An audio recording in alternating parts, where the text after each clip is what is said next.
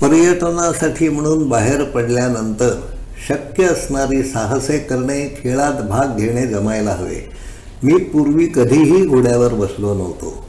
केदारनाथचा रस्ता उतरताना साधारणपणे 10 किलोमीटर एवढे अंतर मी घोड्यावरून खाली आलो. 20-25 डिग्री उतार, रस्त्यावर अनेक खड्डे, रस्ता पाण्याने, घोड्याच्या लिदीने ओला झाला होता. माणसांची गर्दी होतीच. निव्वळ नशिबाची साथ होती म्हणून मी कुठे पडलो मोडलो नाही. घोड्यावरून येण्याचा तो अनुभव आयुष्यभर लक्षात राहील. तारेवरून लटकत जाण्याचा, झीप लाईनवरून सरकत उतरण्याचा खेळ मी पूर्वी कधी अनुभवला नव्हता. परत कधी तशी संधी मिळाली तर दोन्ही हात सोडून सायकल चालवणे, पुढे सरकणे मला निश्चित आवडेल. भीती ही मनात असते. माझ्या मनात भीतीचा अंश नव्हता, पण तो व्यवसाय करणाऱ्याने थरार अनुभवण्यासाठीच्या योग्य सूचना दिल्याच नव्हत्या. यमुनेच्या थंडगार प्रवाहात उतरून पाणी आणणे हा अनुभव माझ्यासाठी अधिक थरारक होता. सोबत कोणीही नव्हते. दगडावरून पाय घसरण्याची दाट शक्यता होती.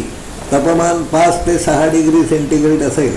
मी पाण्याची बाटली भरली, पण थंडीमुळे मला ती हातात पकडता येईना.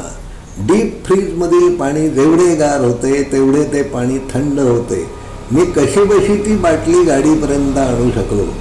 सफरचंदांनी लगडलेली बाग मला पाहता आली. रायवळ आंब्याच्या झाडाखाली जसे आंबे पडलेले असतात तसाच सफरचंदाचा सडा बागेत पडलेला होता.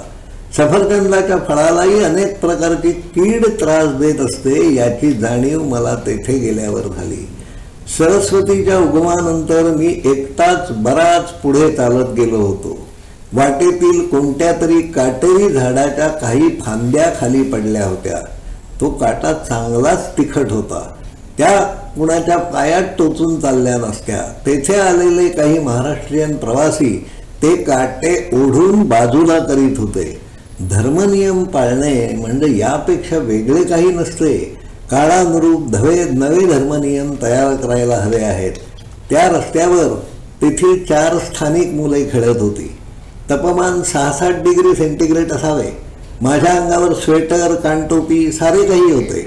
मुलांचे डोके कान उघडे होते. त्यांच्या हातात चेंडू किंवा दुसरा कोणताही खेळ नव्हता. एकमेकावर उड्या मारीत मस्ती करण्याचा खेळ मात्र चालू होता. आपल्यासाठी योग्य असणारे खेळ मुले आपले आपण शोधतात, खेळत राहतात, त्यातून शिकत असतात. हा परिसर थंडीमध्ये बर्फाखाली झाकलेला असतो. मुले तेव्हा तेथे कशी राहतात, देवच त्यांची योग्य व्यवस्था करीत असला पाहिजे. पुढील 3-4 महिने येथे बर्फ पडतो.